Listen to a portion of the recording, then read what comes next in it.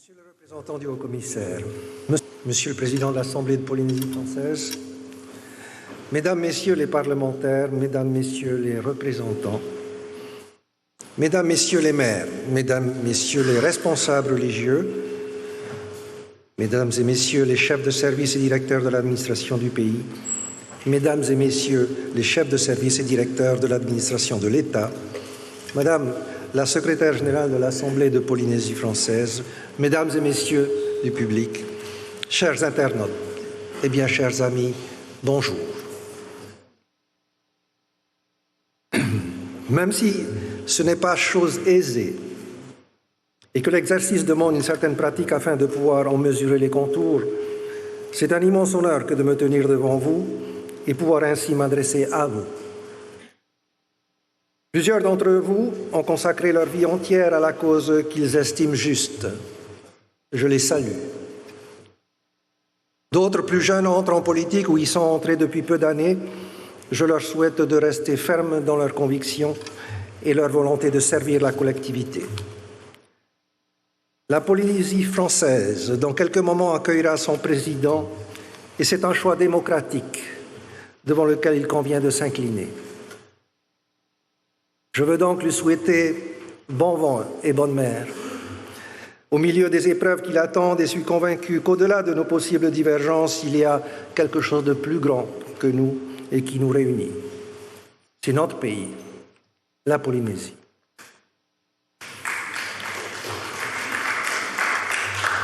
Je veux remercier les milliers de personnes qui se sont portées sur nos listes, mais aussi tous les citoyens qui ont leur âme et conscience ont participé au scrutin. Nous avons tout fait pour faire gagner les idées et les valeurs qui étaient les nôtres, celles notamment d'une Polynésie sociale pour l'homme et donc nécessairement libérale pour l'entreprise. Contre toutes les forces qui nous étaient opposées, et Dieu sait qu'elles étaient nombreuses, et nous n'avons pas réussi à convaincre dans tact. Les hommes et les femmes auxquels les électeurs polynésiens ont majoritairement confié la responsabilité de conduire les affaires pour les 5 années à venir rendront compte devant le peuple le moment venu. La nouvelle majorité le sait. Elle le sait tout autant que c'est pleinement avec conscience qu'elle se verra très certainement confrontée à une situation particulièrement difficile.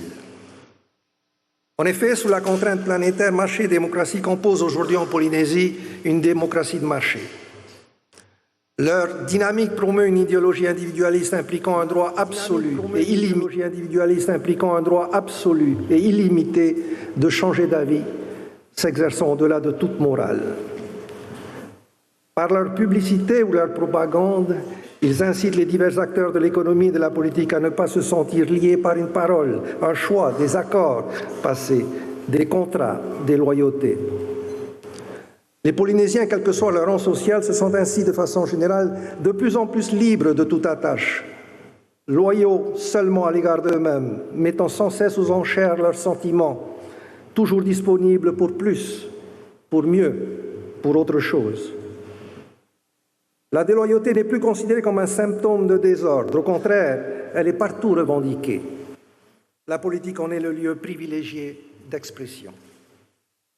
Devant de telles dérives dans une société longtemps cohérente et structurée, prise de vertige, où est le sens premier, inné, que chacun a autrefois donné à sa vie, ancré dans une lignée, une tradition, un terroir, une culture? Déçus, nombre d'hommes et de femmes succombent ainsi à la tentation du repli sur soi, s'abandonnent à leurs intérêts immédiats. La délinquance grandit avec la montée de la précarité. La facilité l'emporte désormais sur l'effort, l'ambition personnelle sur le destin collectif, l'opportunisme sur la fidélité. L'écart se creuse jour après jour entre les plus jeunes et les plus âgés. Les premiers rejettent les vieilles certitudes, tandis que les seconds voient s'effriter les valeurs auxquelles ils se raccrochaient. Le fossé entre les riches et les pauvres se creuse lui aussi.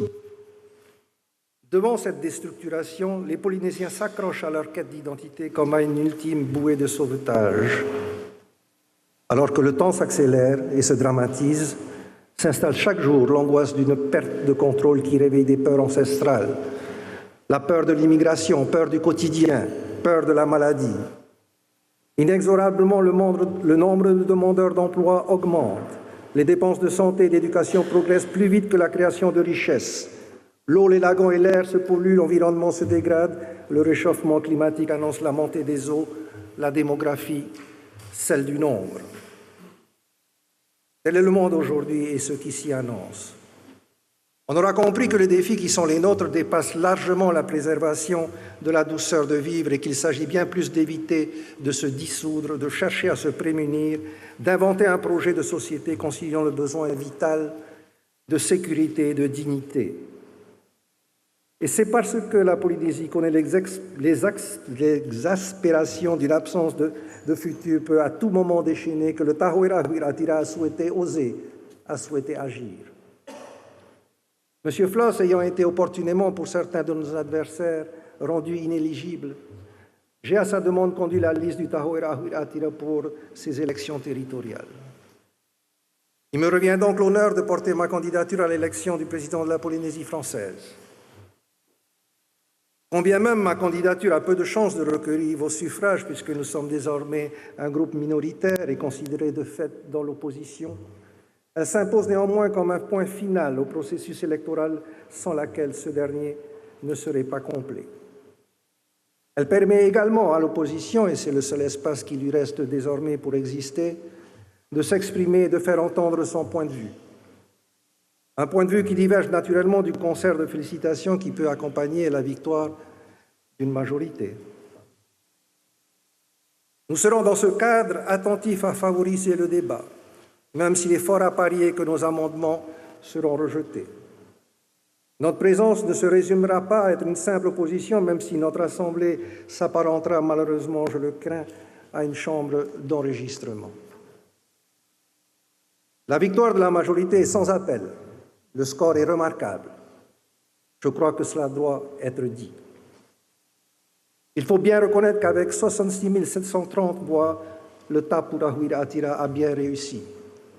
Mais à quel prix?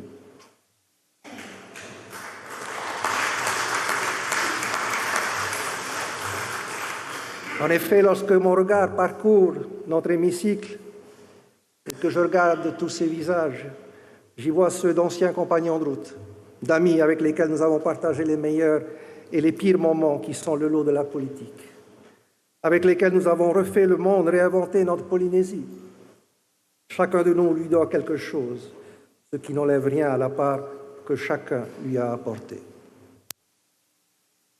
En vous voyant tous ce matin, amis, anciens amis, devenus adversaires, mes pensées vont aujourd'hui vers cet homme que nous connaissons tous et dont il aurait été juste et légitime qu'il soit ici devant nous, devant vous, aujourd'hui. Voyez-vous, je crois, mesdames et messieurs, il y a une grande misère dans les hommes en ce qu'ils savent si bien ce qui leur est dû et savent si peu ce qu'ils doivent aux autres. Le Tahoe Rahuiraatira demeure un grand parti qui présida aux destinées de notre pays durant plusieurs décennies. La Polynésie d'aujourd'hui, nous la devons aussi au Tahoe Rahuiraatira. Il jeta les fondements de notre autonomie et de notre émancipation sans rupture avec la France, et la plupart d'entre nous ici présents sont issus de son école. Je ne ferai pas un long discours sur la situation de notre pays, je l'ai d'une certaine manière déjà évoqué au début de mon allocution. Notre pays ne va pas bien, et vous me pardonnez, Monsieur le Président, de ne pas partager l'optimisme que vous avez affiché durant cette campagne, et que vous allez probablement nous redire dans un instant. Je ne saurais trop vous inviter à rester lucide et à ne pas voir dans ce résultat des urnes un satisfecit aveugle. En réalité, les électeurs ont souhaité la stabilité, mais ils n'ont pas cautionné pour autant votre bilan. Entre nous, que retiendront les Polynésiens de ces 3 années de pleine gouvernance? On ne saurait trop rappeler également que votre victoire est aussi celle des maires qui occupent les positions éligibles et dont vous avez su vous garantir utilement les fidélités. Plus que votre bilan, ce sont les maires qui ont fait la différence, me semble-t-il. Ne m'en veuillez pas par si je dis que votre élection est un vote par défaut. Plus d'électeurs qui ont voté pour vous L'abstention est en réalité la grande gagnante de ces élections et ce chiffre qui va croissant d'élection en élection doit nous interpeller tous. Au final, sur le nombre d'électeurs inscrits, le score de la majorité actuelle représente un tiers du corps électoral, comme ce fut notre cas en 2013. Ce n'est donc pas un plébiscite, même si le Tahurahuiratira peut s'enorgueillir d'être arrivé en tête, loin devant les autres. Car aujourd'hui, les problèmes sont les mêmes qu'hier. Aucune solution réelle n'a été apportée à la crise de l'emploi, la pauvreté, voire la misère qui gagne du terrain. Dans sa dernière note expresse relative à la situation économique de notre pays, l'IOM observe,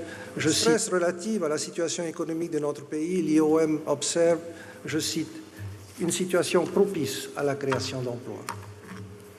Ces améliorations, que nous ne nions pas, sont toutefois loin du compte. Il me semble que vous êtes très loin de répondre aux attentes de nos concitoyens qui galèrent toujours par dizaines de milliers dans la pauvreté et le chômage. Si le flux est géré, le stock, en revanche, ne fait que prospérer. Il va vous falloir faire vite pour répondre à leurs attentes, car vous n'aurez pas d'état de grâce pour vous êtes dans la continuité de vos atermoiements. Vous allez présenter devant notre Assemblée une réforme essentielle, celle de la PSG devenue nécessaire, qui n'a que trop tardé, mais dont les fondements sont largement contestés. Si par malheur, ce que vous avez envisagé était appliqué, ne soyez pas étonnés des conséquences de votre entêtement ou de celui de vos conseillers. Ce passage en force, rien ne l'empêchera plus, puisque vous avez une majorité docile pour l'approuver, mais il n'est pas la réponse la plus adaptée. Vous savez comme moi que la seule véritable réponse, celle qui préserve l'avenir et les avantages acquis de ceux qui ont cotisé durant toute une vie de labeur, réside dans la création d'emplois durables et de richesses au travers du développement économique et des grands chantiers, ainsi que l'avait prévu le Tahurahuiratira dans son programme de 2013. Rassurez-vous, le Tahurahuiratira ne fera pas d'obstruction, il vous laissera gouverner et travailler. Notre opposition sera constructive. Le Tahurahuiratira et les élus qui le composent ici à l'Assemblée entendent se mettre au service du bien commun. Nous resterons des sentinelles vigilantes. Nous soutiendrons des propositions qui serviront les plus faibles de notre société et qui iront dans le sens de l'intérêt général. Nous formulerons des objections et nous proposerons des amendements à celles que nous estimons devoir améliorer. Nous combattrons celles que nous considérons être contraires aux intérêts de nos concitoyens. Observateurs attentifs et constructifs, nous vous donnons rendez-vous dans 5 ans. Encore une fois, bon vent et bonne mer. Je vous remercie.